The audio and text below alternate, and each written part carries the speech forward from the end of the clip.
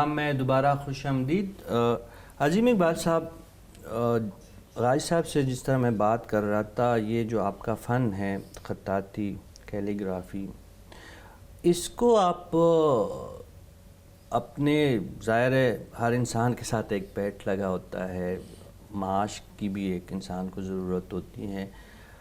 آپ سمجھتے ہیں کہ پاکستان کے معاشرے میں یا پاکستان کی سوسائٹی میں اس فن کے ذریعے خدمت تو ہے، یہ شوق ہے آپ کا، وہ اس کا تو کوئی اس کی تو قیمت نہیں ہوتی شوق، لیکن پھر بھی اس کو ایز اے آپ اپنے پروفیشن کے طور پہ اس کو اختیار کر سکتے ہیں، اور آپ مطمئن ہیں اس سے آپ کو اپنے گھر چلانے کا اور اپنے جو فیملی کو سپورٹ کرنے کے لیے، کیا آپ کا ذریعہ معاش بھی یہی ہے کہ نہیں، اس کے علاوہ بھی آپ کی کوئی مصروفیت ہے؟ نہیں، میرا ذریعہ معاش بھی یہی ہے۔ میرا جو کام ہے یہ بڑا ماشاءاللہ پذیرائی ملی دنیا میں، پاکستان کی طرف سے بھی اور دنیا میں بھی۔ پاکستان کی طرف سے تقریباً 32 ممالک کے سربراہوں کو میرا کام بھیجا گیا، یہ بڑی پذیرائی تھی میرے لیے، اور وہ تمام چیزیں مجھ سے خرید کے اچھے داموں میں بھیجی گئیں۔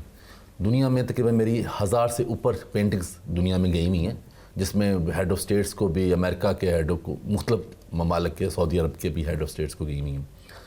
اور اس کے علاوہ میں نے پھر میوزیم کی چیزیں، میوزیم ایکسپرٹس بنا، جاپان میں گیا، ٹریننگ لے کر آیا وہاں سے، جب نیشنل مونومنٹ میوزیم بن رہا تھا۔ لوگ ورثہ میوزیم میں نے کام کیا، نیشنل بک میوزیم تیار کیا، آزادی ٹرین بھی میرا ایک انیشیٹو تھا، اور 3-4 سال میں نے مسلسل پھر آزادی ٹرین تیار کی پاکستان کے لیے۔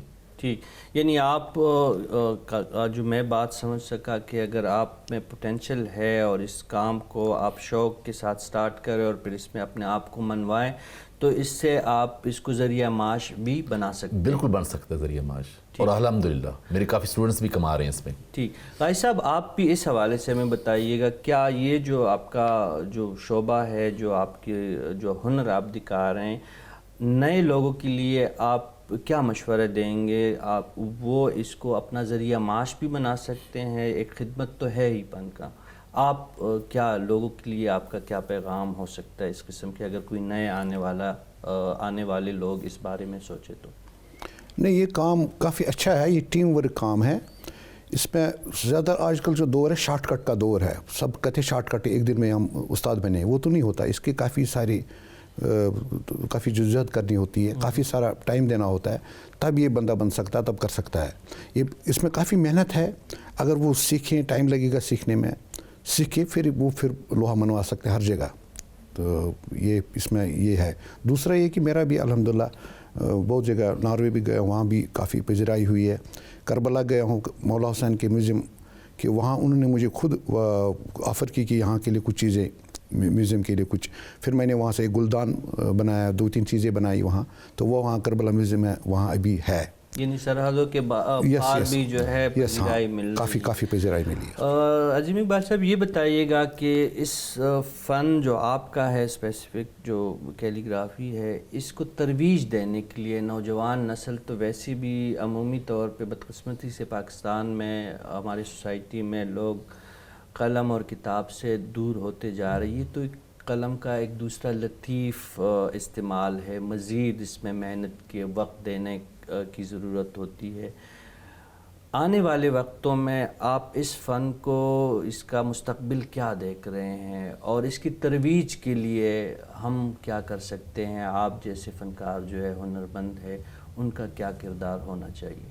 میں تقریباً 20 سال سے راولپنڈی آرٹس کونسل میں ٹیچنگ سے منسلک ہوں، اور الحمدللہ میں اسٹوڈنٹس کو پڑھاتا بھی ہوں اور میڈیا سے بھی ان کو شعور دیتا ہوں۔ ہم مختلف ایگزیبیشن بھی کرتے ہیں۔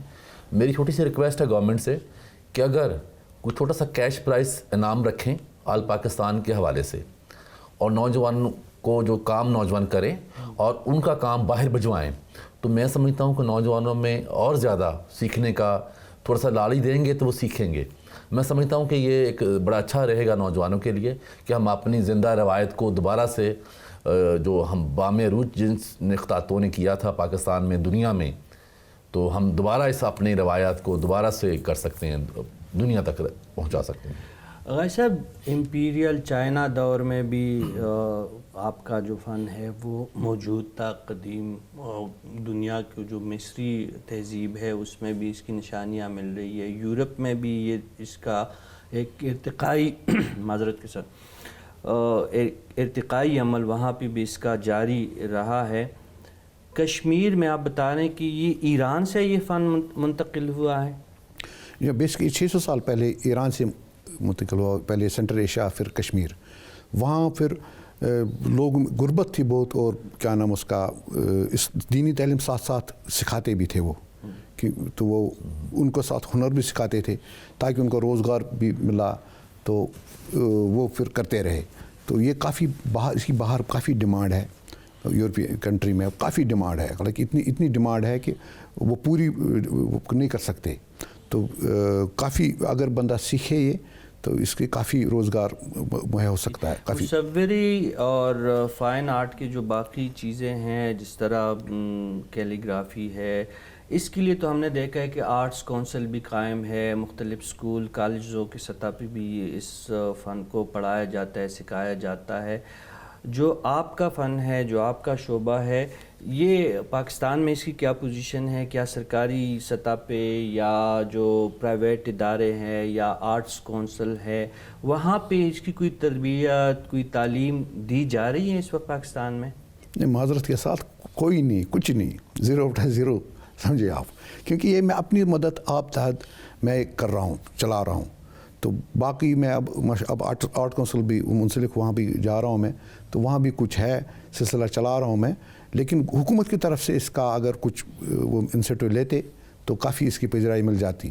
تو صرف ہم اگر اسلام آباد کی سطح پہ بات کریں تو نیشنل آرٹ کونسل ہے, پھر اس کے ساتھ لوک ورثہ میں بھی ایک پورا انہوں نے ایک سیٹ اپ بنایا ہے اس قسم کے فائن آرٹ کو پروموٹ کرنے کے. ان کے مختلف پروگرامات کا انعقاد ہوتا ہے. راولپنڈی آرٹ کونسل ہے, لاہور میں کئی ادارے ہیں, کراچی میں ہیں. تو یہاں پہ جو آپ کا فن ہے اس حوالے سے کچھ بھی نہیں ہو رہا؟ نہیں, کچھ اس کے لیے کچھ نہیں, کوئی نہیں, بالکل 0/0 ہونے, اس لیے اس کا آپ اپنے ذاتی حیثیت سے کوشش کریں. اور پاکستان میں کتنے لوگ ہیں یا کشمیر میں کتنے لوگ ہیں جو PPR ماشی کے جو ہے اس فن کو زندہ رکھ رہے ہیں؟ آپ کو کچھ اندازہ ہے؟ کچھ چند گنے چنے لوگ ہیں, کیونکہ کشمیر مظفر آباد میں کچھ سٹارٹ کیا تھا ہم نے, وہاں سینٹر, وہاں اپنے کچھ بندوں کو ٹرین کیا تھا. پھر چکوال میں اس کا سینٹر کھولا تھا, کچھ ان کو ٹریننگ, لیکن وہ بھی ختم ہو گیا, وہ فردر انہوں نے نہیں چلایا. کیونکہ اس میں تھوڑی ہمت نہیں ہارنی ہوتی, چلانا تب چل سکتا ہے. کیونکہ میں خود کشمیر سے آیا تھا, تو یہاں میری کوئی نوکری نہیں تھی, کچھ نہیں تھی. میں نے اپنا فن اپنے اس سے پھر گھر چلا, سب کچھ کیا اپنا, یہ اس کا مجھے الحمدللہ پرفارمنس ملا ہے پھر. لیکن یہ میں نے اپنا خود ہمت نہیں ہاری.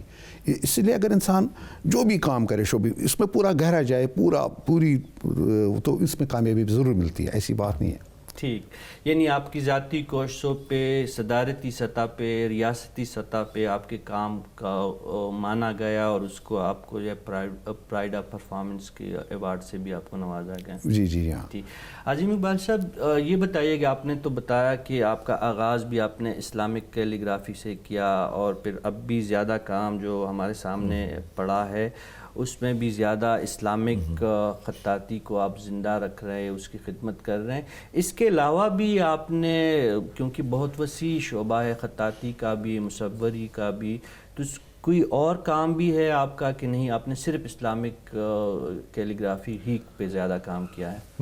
میری کمپنی ہے عظیم آرٹ, اور وہ ایگزیکیوٹ کرتی ہے میوزیم وغیرہ اور فلورس وغیرہ, اور ڈیکور کرتی ہے. میں جو ایکسپرٹ ہوں میوزیم کے حوالے سے, میں ہسٹری کو پریزرو کرتا ہوں پاکستان کی, تو میں یہی دوسرا یہ میرا شعبہ ہے. یہ میوزیم ایکسپرٹی جو ہے آپ ہمیں بتا سکتے ہیں, کیونکہ ذاتی طور پہ مجھے کچھ کام خود دیکھنے کا بھی موقع ملا ہے اسلام آباد مونومنٹ میں, پھر لوک ورثہ میں.